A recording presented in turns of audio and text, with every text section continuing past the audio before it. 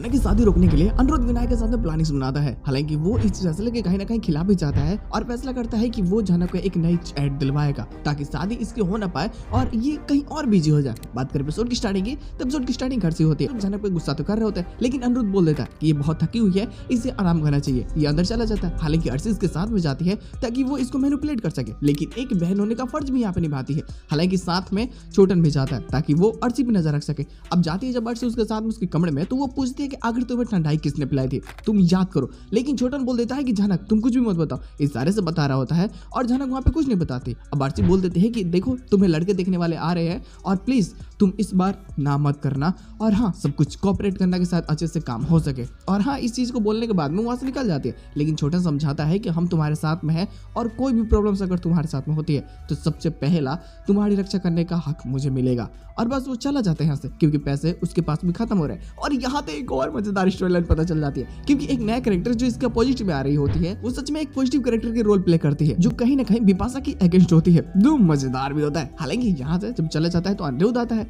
और अनिरुद्ध आकर के इसे समझाना चाहता है कि तुम ये जो शादी के गुण गा रही हो, फिर जो शादी करने वाली हो, ये बहुत गलत है, तुम मत करो शादी, तुम अपने सपने फोकस करो। लेकिन ये बोलती कि नहीं। अब ये अपने पुरानी याद इसको दिलाने लगता है। मतलब समझो कि साथ में जुड़े हुए जो भी पास्ट है एक दूसरे के साथ, वो बताता है कि सोचो हमारी शादी हो चुकी है और प्रेम मोहब्बत। तो बोलते कि क्या आप मुझसे कभी प्रेम से बात करते हैं? वो बोलता है कि तुमने ही तो बोला है कि ऐसी बातें ना कर, ये वो 900 करके बातें घुमाने लगता है। लेकिन वो पूरी कोशिश करता है कि अपने दिल की फीलिंग्स को उसको बता दे, वो समझा सके कि आखिर उसके लिए उसके दिल में कितना प्यार है, कितना दर्द है। आंखों में आंसू तो आते हैं, लेकिन फिर भी दिल की फीलिंग्स को बोल नहीं पाता और एक इंट्रोवर्ट कहानी बस समझो कि सामने देखता ही रह जाता है। हालांकि झनक समझा देती है कि अब जो होने वाला है उससे उसका भी हाथ नहीं है, उससे कैसे भी करके घर वालों को सपोर्ट करना होगा। तो ये भी गुस्सा हो जाता है, बोलता है कि ठीक है अगर तुम यही चाहती हो तो यही होगा, लेकिन मेरे इरादे से। और बेचारा निकल जाता है यहाँ से, क्योंकि इसकी प्लानिंग होती है ना। इधर विनायक भी बहुत गुस्सा होता है और साफ साफ सृष्टि को बोल देता है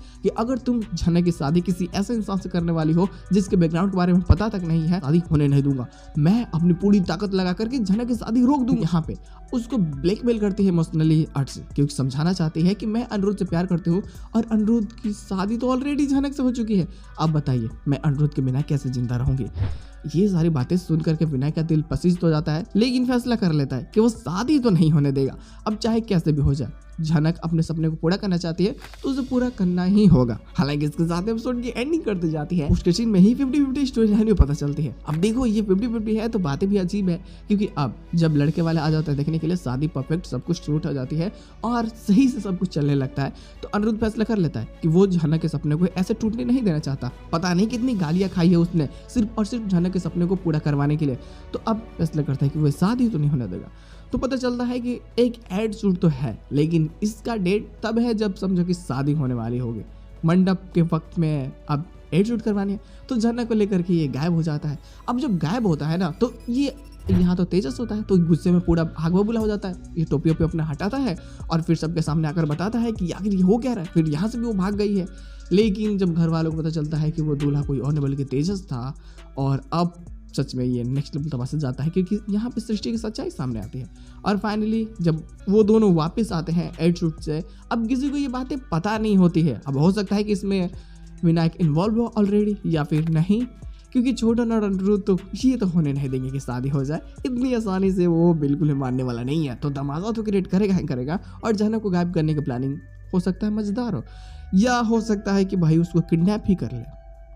कुछ भी हो सकता है, क्योंकि अभी भी से ही प्लॉट्स के बारे में ऐसे एक्सपेक्ट करना सारी चीज़ें बहुत अजीब है, क्योंकि भाई कभी भी ये चेंज करते रहे। बट फिर भी ये इंटरेस्टिंग होगा अगर ऐसा होता है, तो मज़ा भी आएगा देखने में, क्योंकि ये किडनैपिंग, ये जो एड शूट होगा, ये झनक की जिंदगी को बचाने के लिए बहुत ज़्यादा जरूरी भी है। तो मज़ा तो आएगा ही आएगा।